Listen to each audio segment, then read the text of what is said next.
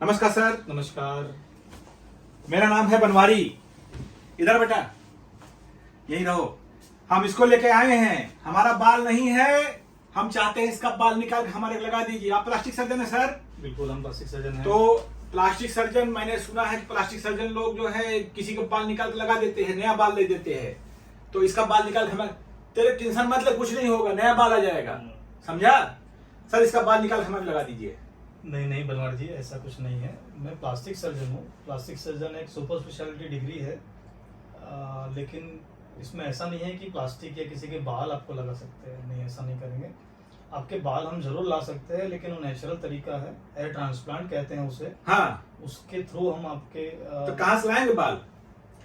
Hair transplant में हम खुद के ही बाल जो पीछे के एरिया रहते हैं, जहाँ से हमारा बाल निकाल के लगाएंगे यहाँ पे? यस, हेयर ट्रांसप्लांट उसी से। किडनी उंडी तो आप दूसरे को लगा देते हैं, आप लोग डॉक्टर लोग।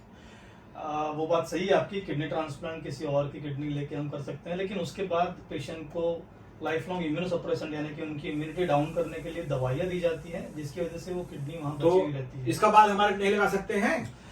लगा नहीं सकते ऐसा नहीं है, लगा सकते हैं, लेकिन वो रिजेक्ट हो जाएंगे, वहाँ रहेंगे नहीं और उसका कोई फायदा नहीं होगा आपको, इसलिए वैसा नहीं करना चाहिए। अच्छा, हमारा ये नाक है, कैसे करेंगे? हमारा ये नाक है, थोड़ा बड़ा हो गया है, ये थोड़ा नीचे लटक रहा है, मतलब हमको जवान दिखना है।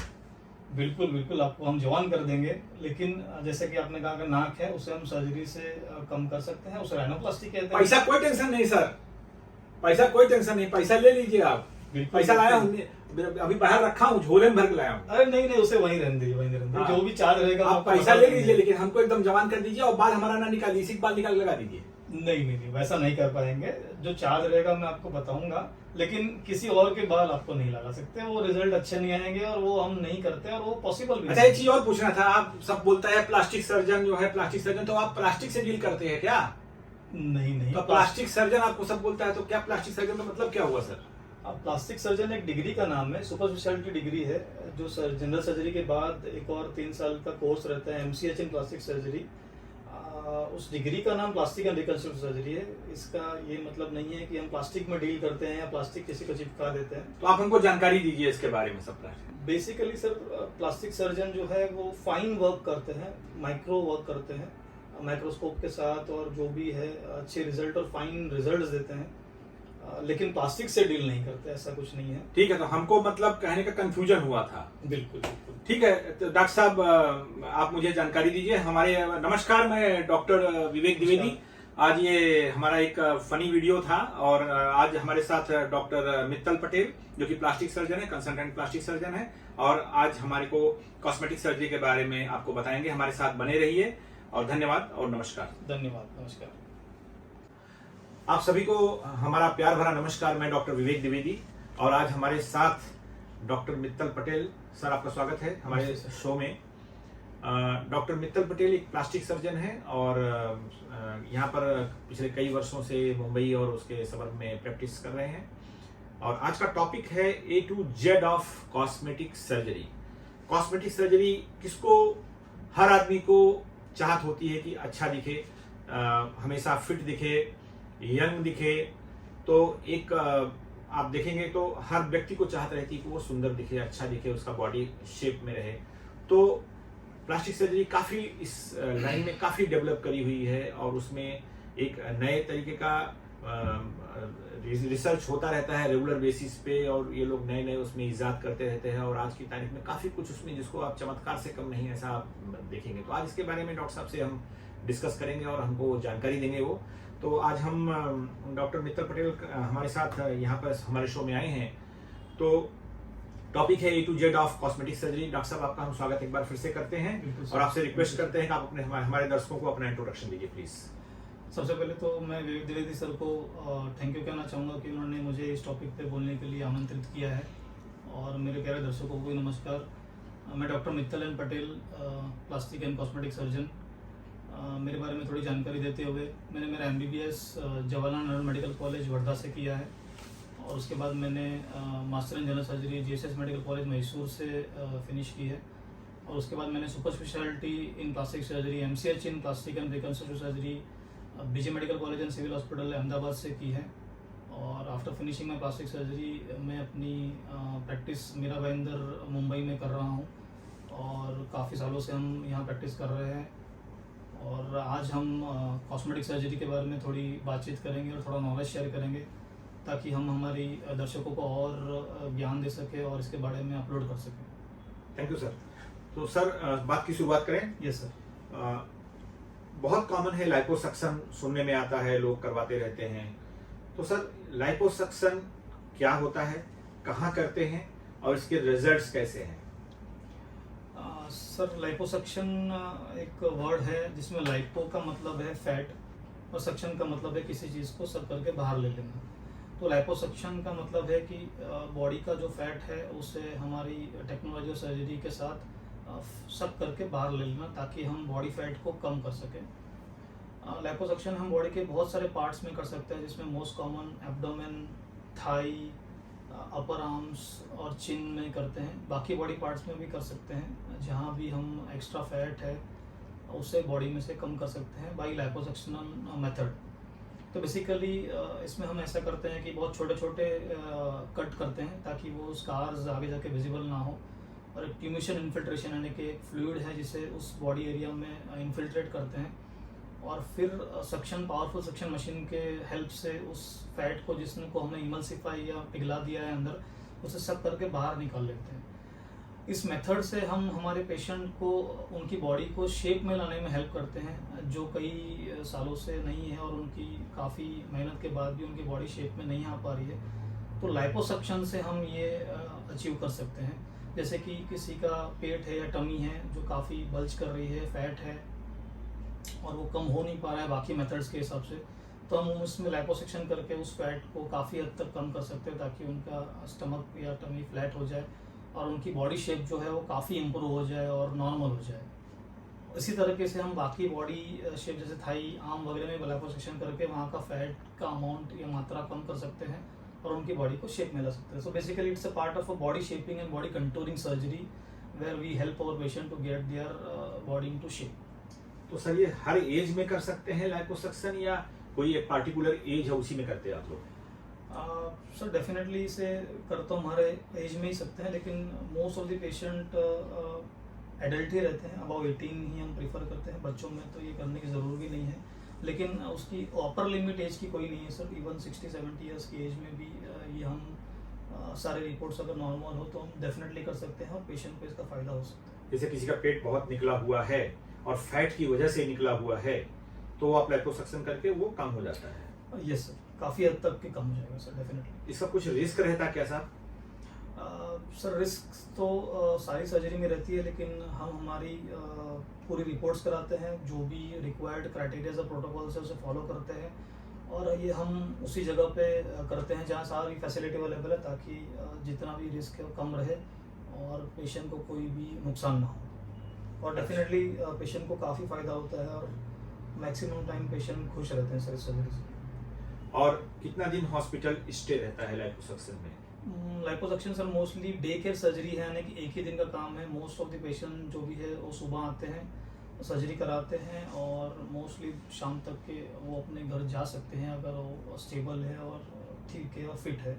ज़्यादा से ज़्यादा रुकना भी पड़ेगा तो एक रात रुकना पड़ता है। और लाइपोसक्शन के बाद एक प्रेशर गारमेंट रहता है जो पेशेंट को पहनने दिया जाता है ताकि जो बॉडी से उनका फैट चला गया जिसकी वजह से स्किन उनकी थोड़ी सी लैक्स हो गई है उसे वहीं पकड़ के रखा जा सके और वो काफ़ी हद तक के बॉडी को और शेप में लाने के लिए हेल्प करती है। स्किन टाइटनिंग में काफ़ी हेल्प करती है। प्रेशर गारमेंट अराउंड 1 मंथ के लिए प्रिस्क्राइब किया जाता है। तो लाइपोसक्शन करके डे केयर मतलब उसी दिन आए उसी दिन घर जा सकते हैं या एक आध दिन रुकना पड़ा मैक्सिमम? मैक्सिमम पेशेंट सर उसी दिन घर चले जाते हैं सर। बहुत बढ़िया, बहुत अच्छी जानकारी आपने दिया साहब। अब इसके बाद आते हैं फीमेल्स, मतलब लेडीज में ब्रेस्ट के बहुत सारे आप लोग ब्रेस्ट एनहेंसमेंट है, ब्रेस्ट के शेप के बारे में आप लोग बहुत सारी सर्जरीज करते रहते हैं। Yes sir. तो कुछ उसके बारे में जानकारी दीजिए। सर ब्रेस्ट को लेके भी काफ़ी है जो फीमेल्स में इम्प्रूवमेंट रखते हैं। जैसे कि किसी की अगर स्तन की साइज़ कम है और अगर उन्हें उस साइज़ को या शेप बढ़ानी है तो उसमें ब्रेस्ट इम्प्लांट या सिलिकॉन इम्प्लांट काफ़ी अच्छी सक्सेसफुल सर्जरी है जिससे हम उनका उस पार्ट ऑफ द बॉडी को काफ़ी हद तक के अच्छे शेप में ला सकते हैं ताकि पेशेंट का बॉडी इमेज भी अच्छा हो जाए और उनका कॉन्फिडेंस इंप्रूव हो जाए। उसी तरीके से अगर किसी पेशेंट का ब्रेस्ट साइज काफ़ी बड़ा है, जो हैवी है, जिसकी वजह से पेशेंट को चलने में प्रॉब्लम हो रही है, शोल्डर पेन हो रहा है, झुक गए हैं वेट के हिसाब से, तो उसमें ब्रेस्ट रिडक्शन सर्जरी करके उसकी साइज़ को कम किया जा सकता है और नॉर्मल किया जा सकता है, ताकि उनके जो भी सिम्टम्स हैं वो रिलीफ हो जाए और पेशेंट नॉर्मल लाइफ जी सके with normal size of the breast. इसी तरह से ब्रेस्ट लिफ्ट भी एक सर्जरी है जो most of the post pregnancy, जब पेशेंट की स्किन सैग हो जाती है, निप्पल सैग हो जाता है, तो उसे लिफ्ट करने में काम में आते, ताकि ब्रेस्ट की शेप को वापस से लाया जा सके। और ये भी काफ़ी अच्छी सर्जरी है जिसमें पेशेंट को काफ़ी फ़ायदा होता है और उनका कॉन्फिडेंस बूस्टअप होता है। जी, अच्छा, मेल्स में भी आप लोग ब्रेस्ट सर्जरी करते हैं, जिसको गायनेकोमेस्टिया बोलते हैं। Yes sir. वो जरा क्या होता है, जरा बताइए उसको, सर और कितना कॉमन है? आजकल सर गायनेकोमेस्टिया या मेल ब्रेस्ट डिजीज़ काफ़ी कॉमनली ये सर्जरी की जा रही है, क्योंकि कॉमनली ये पेशेंट्स को रहती है। इसके काफ़ी ग्रेड है, ग्रेड 1, 2, 3 एंड 4, जिस हिसाब से भी ग्रेड हो, लेकिन काफ़ी ऐसे पेशेंट है जिनको ये डिजीज़ होती है, जिसकी वजह से उन्हें टी शर्ट निकालने में दिक्कत होती है, क्योंकि जब वो बल्ज दिखता है तो उन्हें ऐसा लगता है कि उनका कॉन्फिडेंस नहीं है कि कोई अगर देखेगा तो कैसा लगेगा उनको, जिसको गायनेकोमेस्टिया है। तो लोग जिम में जाते हैं, कहीं बाहर भी जाते हैं, सोशल फंक्शन में जाते हैं, तो वो टी शर्ट या शर्ट निकाल नहीं पाते, क्योंकि वो शेप उस पार्ट ऑफ द बॉडी अच्छा नहीं लगता है, सामने वाला कमेंट करेगा तो उन्हें थोड़ा कॉन्फिडेंस डाउन रहता है। तो हम इस गायनेकोमेस्टिया में लाइपोसक्शन एंड ग्लैंड एक्सिजन, इस तरीके से उस part of the body, chest को नॉर्मल यानी कि फ्लैट कर सकते हैं, और जिससे उन पेशेंट का चेस्ट फ्लैट हो जाएगा, मेल चेस्ट जैसा चाहिए वैसा हो जाएगा, ताकि उनका जो कॉन्फिडेंस है वो वापस आ जाए और वो सोसाइटी में या जैसे चाहे शर्ट टी शर्ट निकाल सके और उनका बॉडी का उस पार्ट जो है वो नॉर्मल लगे। तो डेफिनेटली गायनेकोमेस्टिया में सर लाइपोसक्शन और ग्लैंड एक्सिजन की सर्जरी से फ़ायदा होता है। और अगेन सर ये भी डे केयर सर्जरी है, पेशेंट सुबह आते हैं, सर्जरी हो जाती है और उसके बाद शाम तक के पेशेंट को घर जा सकते हैं। 99 या most of the patient sir शाम को घर चले जाते हैं, डिस्चार्ज हो जाते हैं सर। जी, ये गायनेकोमेस्टिया क्या होता है, मैं जरा उसको सरल भाषा में समझा देता हूँ। मेल का ब्रेस्ट फीमेल के जैसा दिखने लगता है, Yes, बराबर सर? बिल्कुल। स्वेलिंग जैसा लगेगा वहाँ पे, तो फीमेल जैसा, तो शर्म आती है, तो उसको ठीक करने के शर्म लिए, आती है। उसको ठीक करने के लिए ये कैसे क्या क्या करते हैं, सर ने उसको बताया। तो गायनेकोमेस्टिया वही है कि मेल का ब्रेस्ट फीमेल के जैसा दिखता है वैसा। बिल्कुल सर। तो वही आप लोग उसी की वजह से जो लड़के हैं, जो मेल हैं, उन्हें थोड़ी सी शर्म आती है यस, शर्ट निकालने में, ताकि क्योंकि सामने वाला क्या सोचेगा कि कैसा है। तो आप लोग उसको करेक्ट कर देते हैं। डेफिनेटली करेक्ट कर सकते हैं सर, और काफ़ी बढ़िया हो जाता है सर। जी सर। इसके बाद सर, जैसे कुछ लोगों का रहता है कि नाक का शेप बराबर नहीं रहता है या उसमें इश्यूज रहते हैं, तो उसके बारे में राइनोप्लास्टी बोलते हैं आप लोग शायद। Yes, sir. उसके बारे में आप लोग क्या करते हैं, जरा बताइए। राइनोप्लास्टी या नोज रीशेपिंग सर्जरी, जिनका भी नाक टेढ़ा है या अगर नाक का शेप ऊपर नीचे है या किसी कारण कई बार बचपन से होता है, कई बार ट्रॉमा यानी कि कुछ लगने की वजह से होता है, तो उसको हम शेप में ला सकते हैं सर, प्रॉपर नॉर्मल शेप में ला सकते हैं सर्जरी से, ताकि उनका शेप ठीक हो जाए, उनका फेस अच्छा लगे और उनकी ब्यूटिफिकेशन में और हेल्प हो सके, जिसको राइनोप्लास्टी कहते हैं सर। उसमें most of the time surgery यानी कि हम जो ये पार्ट ऑफ द कॉलमला है वहीं से कट करते हैं, ताकि वहाँ निशान ना दिखे, ताकि पेशेंट को हम और कोई निशान ना दे जो उन्हें अच्छा ना लगे फेस में। वहाँ से एलिवेट करके ये सर्जरी को की जाती है और इसमें पेशेंट को काफ़ी फ़ायदा होता है, क्योंकि उनका नोज़ बैक टू शेप आ जाता है, बैक टू नॉर्मल हो जाता है और उनका कॉन्फिडेंस और ब्यूटिफिकेशन भी काफ़ी बेटर हो जाता है सर। इसे राइनोप्लास्टी कहते हैं, जिससे रोज के शेप को नॉर्मल कर सकते हैं। कितनी बड़ी सर्जरी है साहब ये? डेफिनेटली सर बड़ी सर्जरी है और इसमें काफ़ी टाइम लगता है, 4-5 घंटे जा सकते हैं, जिसमें काफ़ी कंपोनेंट रहते हैं जो बारीकी से करने रहते हैं सर। जी साहब, ये बताइए कि जैसे जैसे उम्र बढ़ती है, लोगों की चेहरे पे झुर्रियाँ आती हैं या किसी और रीजन से भी चेहरे पे रिंकल्स है या वो है, तो उसके बारे में भी आप लोग आजकल काफ़ी डेवलपमेंट हुआ है, काफ़ी नए रिसर्च हुए हैं और काफ़ी कुछ करते हैं, तो क्या क्या ऑप्शंस हैं और क्या क्या आप लोग करते हैं, जरा उसके बारे में बताइए। डेफिनेटली सर, झुर्रियाँ यानी कि रिंकल्स जब फेस पे आने लगते हैं तो अपना जो एक नॉर्मल फेस है वो एजेड फेस लगने लगता है, उनकी नॉर्मल एज से भी ज़्यादा। तो इसमें हम एंटी एजिंग मेथड्स जो भी अवेलेबल है उसे रोल में लेके according to the patient's need हम कर सकते हैं। जैसे कुछ बोटॉक्स के इंजेक्शंस हैं जो फोरहेड या अपनी जगह पे दी जाए तो वहाँ के रिंकल्स चले जाएंगे। डर्मल फिलर्स हैं नॉन सर्जिकल मेथड्स में जो आई के नीचे या लिप का शेप चेंज करने में आजकल काफ़ी हेल्प कर पा रहे हैं। जिन फीमेल्स को या मॉडल्स को अपनी लिप की चेंज करनी है, नॉर्मल लानी है या थोड़ी सी पाउटिंग करनी है तो डर्मल फिलर्स काम कर पा रहे हैं। इवन स्किन लिफ्ट करने के लिए भी फिलर्स काम कर पा रहे हैं। तो बोटॉक्स और फिलर्स उसके साथ साथ लेज़र्स भी उसमें रोल प्ले कर रहे हैं। RF मशीन है जो स्किन टाइटनिंग के लिए हेल्प कर रहे हैं और ये सारे नॉन सर्जिकल मेथड्स हैं। इसके बाद भी अगर स्किन टाइटनिंग या स्किन लूज ज़्यादा है तो फेस लिफ्ट सर्जरी अवेलेबल है जो स्किन को काफ़ी हद तक लिफ्ट कर सकती है ताकि जो भी झुर्रियाँ या काफ़ी सैगिंग हो गई है उसे हम काफ़ी हद तक ठीक कर सकें ताकि उनका फेस एजेड ना लगे और एंटी एजिंग काफ़ी बेटर लगे उनके लिए जी। तो ये भी अवेलेबल है और इसका भी हम यूज़ में ले सकते हैं ताकि उनकी एज नॉर्मल एज से लगे या फिर एटलीस्ट बेटर लगे। सर ये बोटॉक्स जो बोटॉक्स बोला जो यस बोटॉक्स सर। तो बोटॉक्स का बार बार देना पड़ता है इंजेक्शन या एक बार दे दिया तो लाइफ लॉन्ग कैसा रहता है, उसका क्या है उसका? सर यस सर, एक बार देंगे तो लाइफ लॉन्ग नहीं वो एक्ट करता है क्योंकि Botox is basically botulism toxin के इंजेक्शन रहते हैं जो जहाँ भी दिए जाएंगे उस पार्ट ऑफ द मसल को टेम्पररी पैरालिसिस कर देते हैं। वो जनरली 3 to 4 मंथ्स तक के ही काम करता है। 3-4 मंथ्स के बाद जो बॉडी है वो उसको एब्जॉर्ब कर लेती है या फिर वहाँ से उसका काम चला जाता है। सो एवरी 3 to 4 मंथ्स पे उसे लिया जा सकता है ताकि जो भी रिजल्ट है उसे मेंटेन किया जा सके और जो हमने अचीव किया था उसे भी मेंटेन कर सके।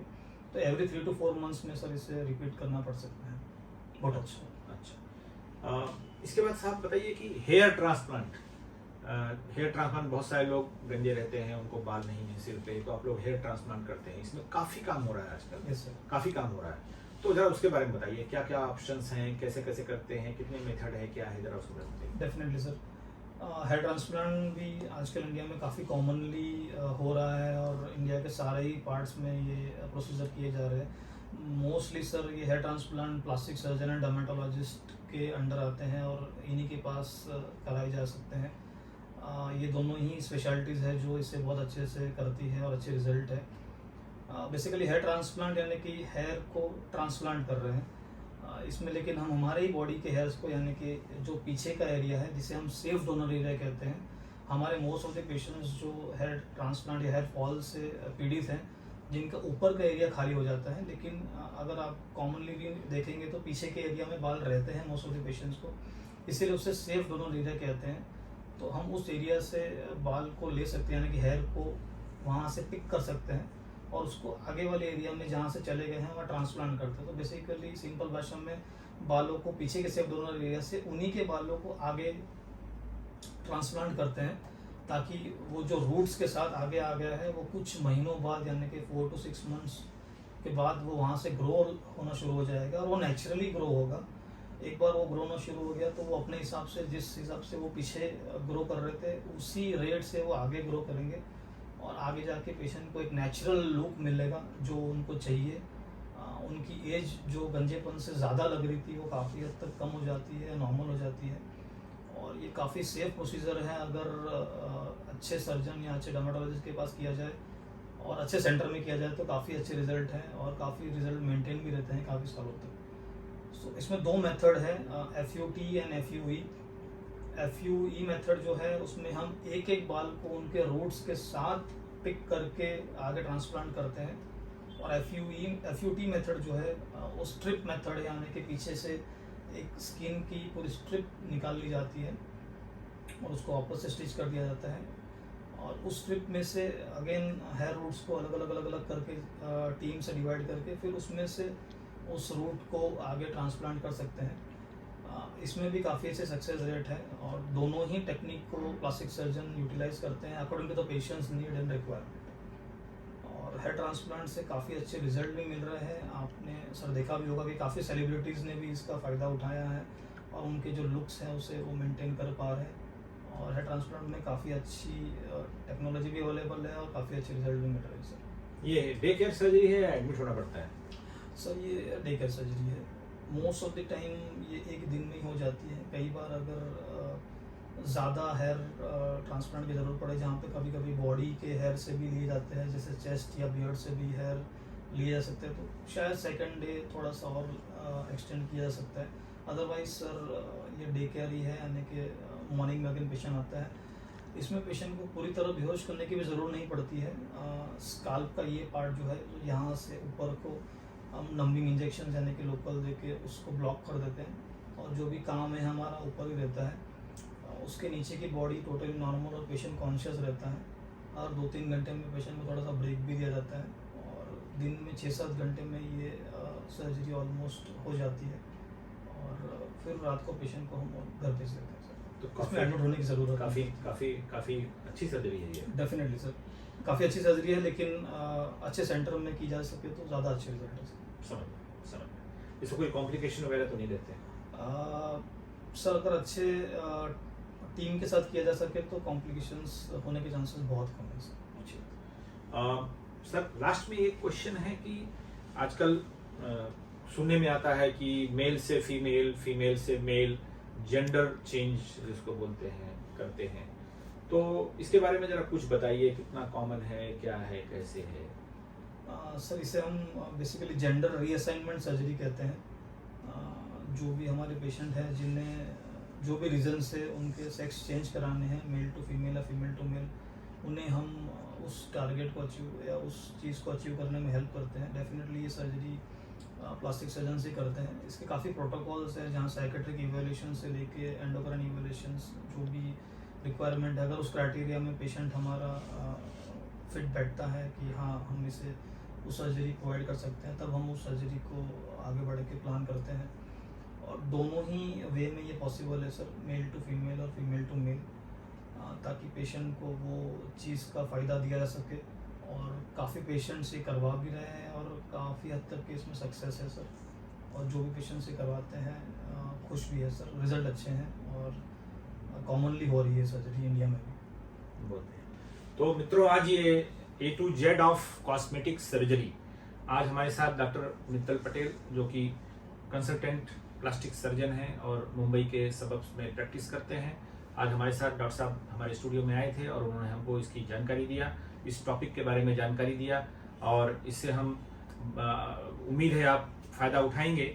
और काफ़ी कुछ नए नए इन्होंने जानकारी दिया, जो आई ओपनर टाइप की जानकारी थी। तो सर, एक टेक होम मैसेज हमारे दर्शकों को आप जरा बताइए।